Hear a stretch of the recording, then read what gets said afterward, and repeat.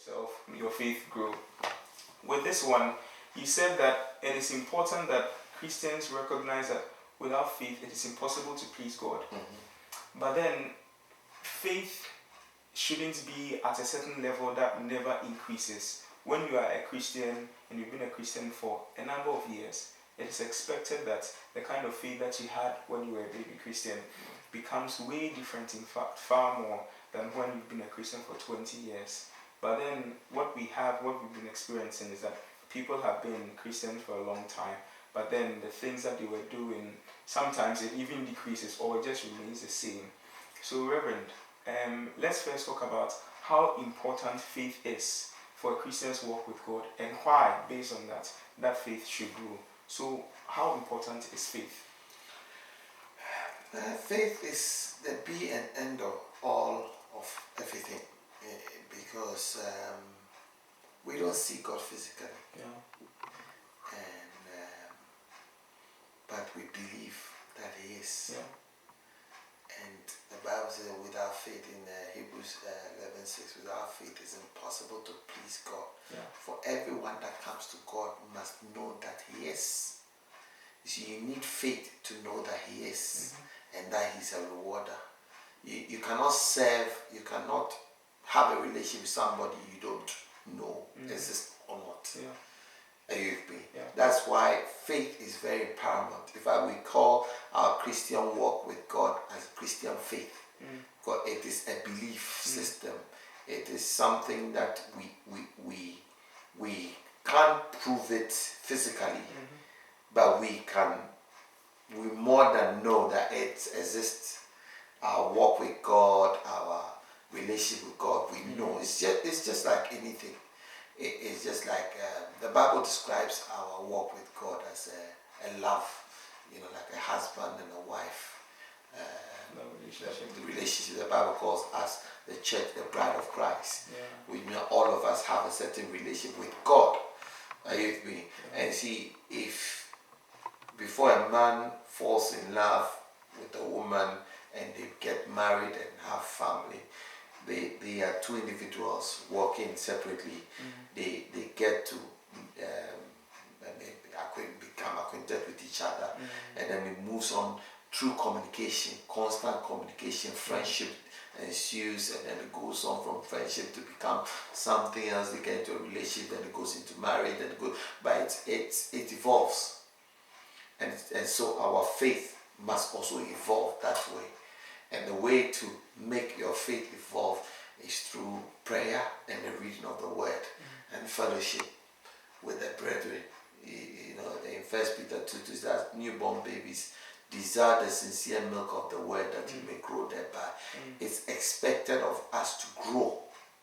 Our faith is not static. No relationship is static. Every relationship grows. You become friends.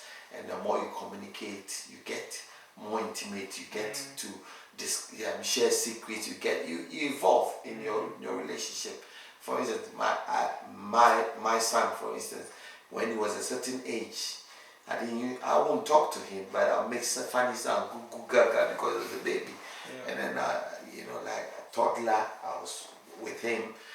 You know what I mean? Just playing, just superficial stuff. But the older he gets, the more intimate our conversation and our relationship becomes, because it's a relationship, so it's growing. So now, for instance, the conversation we have now is more mature than 10 years ago, 5 years ago, 15 years ago. And that's how God expects us to be. So that as we move on, the conversation we must have with God is not, oh Lord, give me a shoe, give me a bag. I don't remember the last time I prayed for a bag or a shoe. No, it's something more than that. Are you with me? Yeah. Because it's a relationship. It evolves. The more you grow, the more your conversation changes. Wow. So our faith is supposed to line up that way. Well, would it therefore be a good self-checker, to say that the things that you ask for from God is an indication of your level of maturity in Him? I think so, because my the physical can be mirrored in the spiritual. And like I was saying to you, I remember my son would come and ask for toffee, little stuff like that. And, but I don't think he will come and stand in front of me now and ask for toffee. And I would find it very strange and odd that he came to me asking for something frivolous like that. No. It's not. The relationship has gone beyond that. He is grown, so I expect him to. Do you get me? Yeah. So it's the same with spiritual things. You can track your growth. David said that when I was a child, I thought like a child. I spoke like a child. When I was old, I put the childish things away. Do you get it? So when you're still childish in your spirit man, Paul says something, are you not yet carnal? When you are still bickering amongst each other and fighting, are you still not babies? And you have not developed to deal with hard things because you are still doing baby stuff.